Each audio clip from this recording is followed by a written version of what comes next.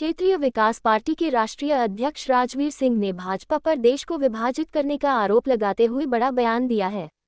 उनका कहना है कि भाजपा जाति और धर्म के बाद अब उत्तर और दक्षिण भारत के बीच भी मतभेद पैदा करने की कोशिश कर रही है।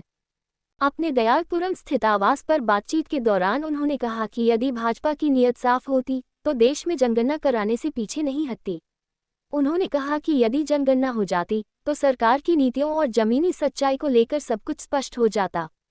राजवीर सिंह ने भाजपा सरकार पर धर्म के नाम पर राजनीति करने और समाज के कमजोर तबकों की अनदेखी करने का आरोप लगाया। उन्होंने कहा कि ईद के अवसर पर जब वे मुस्लिम बहुल क्षेत्रों के दौरे पर गए तो वहां के हालात देखकर चिंतित हो गए।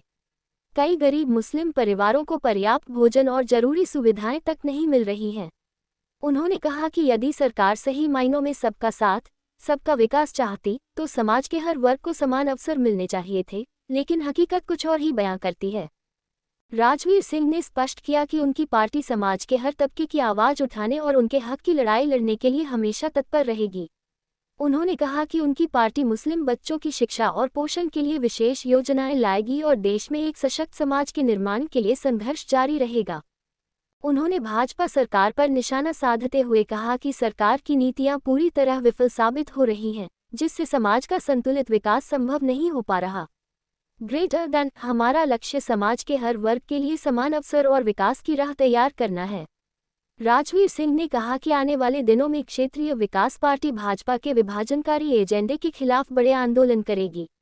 उन्होंने आम जनता से इस मुद्दे पर अपनी राय रखने और सरकार से जवाब मांगने। जिस तरह से इन्होंने पहले तो जातियों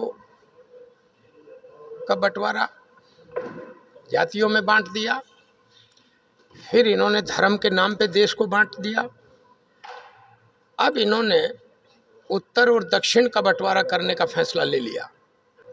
विपक्षी नेता राहुल गांधी से लेकर के सारे लोग चिल्ला चिल्ला के कह रहे हैं कि जनगणना आवश्यक है। उत्तर भारत में जहाँ जहाँ भारतीय जनता पार्टी का मत है वहाँ पे ये मुसलमानों के लाठी बरसवा के भय का माहौल इन्होंने पैदा कर दिया। ऐसा कहर बरसा रहे हैं मुस्लिम समुदाय के ऊपर कि जैसे लगता है कि मतलब इनको देश से निकाल के बाहर खड़ा कर देंगे। अब स्वतः स्पष्ट है कि ऐसे हालातों में ये फिर बंटवारा करेंगे।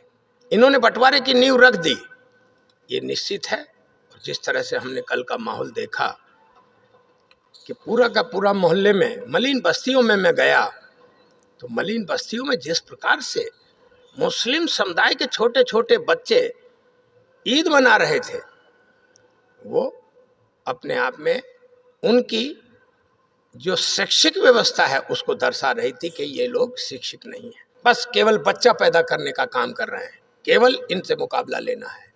हमें केवल नरेंद्र मोदी और आदित्यनाथ योगी को सबक सिखाना है।